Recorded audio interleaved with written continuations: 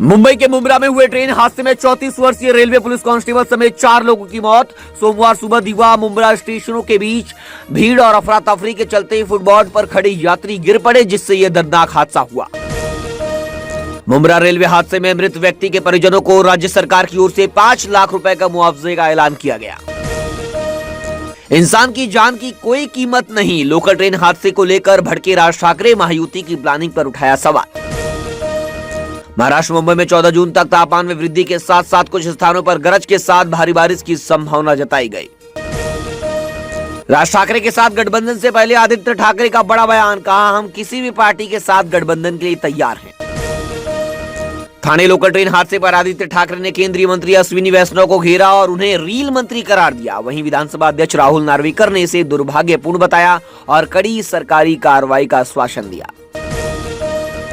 मुंब्रा हादसे के बाद रेलवे बोर्ड ने सभी उपनगरीय ट्रेनों में ऑटोमेटिक डोर क्लोजर लगाने का फैसला किया है। सोमवार को Kasara CSMT fast local train से भीड़ के चलते मुंब्रा स्टेशन के पास दर्जन भर से अधिक यात्री गिर गए। ठाणे मुंब्रा ट्रेन हादसे को लेकर महाराष्ट्र कांग्रेस ने रेल मंत्री अश्विनी वैष्णव के इस्तीफे की मांग की। कांग्रेस नेता सबकाल ने शोक जताते हुए कहा कि पिछले 11 वर्षों में महाराष्ट्र और मुंबई के लोग केवल बुनियादी ढांचे और आसान यात्रा के खोखले वादे ही सुनते आ रहे हैं। मुंब्रा लोकल ट्रेन हादसे में भीड़ भाड़ के चलते 5 लोगों की मौत हो गई, जिनमें एक GRP अधिकारी भी शामिल है, जबकि 9 घायल हैं। चश्मिदुदों के अनुसार मुंब्रा और दीवा स्टेशनों के बीच एक मोड़ पर अत्यधिक भीड़ के कारण कई यात्री दरवाजे के बाहर गिर पड़े। वहीं मुंब्रा हादसे के बाद रेलवे का बड़ा फैसला, रेलवे ने कहा नई और पुरानी AC लोकल ट्रेनों में ऑटोमेटिक डोर क्लोजिंग सिस्टम सहित 3 उपाय लागू किए जाएंगे। अब महाराष्ट्र के ठाणे में लोकल ट्रेन हादसे के बाद राहुल गांधी ने केंद्र सरकार पर निशाना साधते हुए कहा मोदी सरकार 2047 के सपने बेच रही है, लेकिन वर्तमान की अनदेखी कर रही है। इस हादसे में 4 यात्रियों की मौत और 6 घायल हुए थे। मुंबई एयरपोर्ट पर कस्टम विभाग ने बैंकॉक से आए एक यात्री को 94 दुर्लभ विदेशी प्रजातियों की तस्करी के आरोप में गिरफ्तार किया।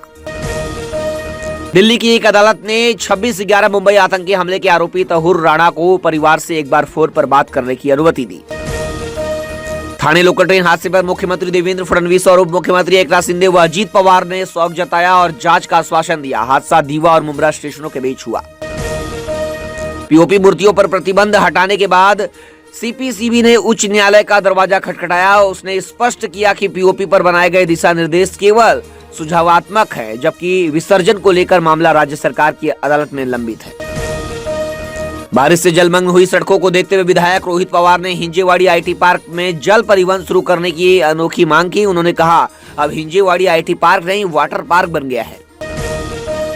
BMC ने एक हत्या के बाद फ्लाईओवर के नीचे रहने वालों पर कार्रवाई शुरू कर दी है। सोमवार सुबह से पुलिस सुरक्षा में वे घरों को हटाने का अभियान चलाया गया, जो पूरे दिन जारी रहा।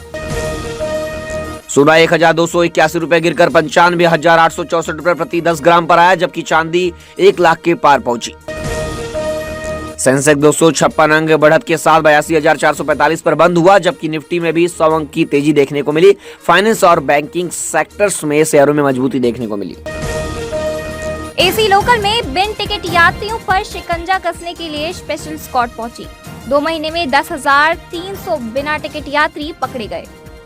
मुंबई की AC लोकल ट्रेनों में बिन टिकट यात्रियों की बढ़ती संख्या पर लगाम लगाने के लिए रेलवे ने 30 मई से विशेष स्क्वाड तैनात किया है। इस विशेष अभियान के तहत अब तक 6 दिनों में 709 बिन टिकट यात्री पकड़े गए।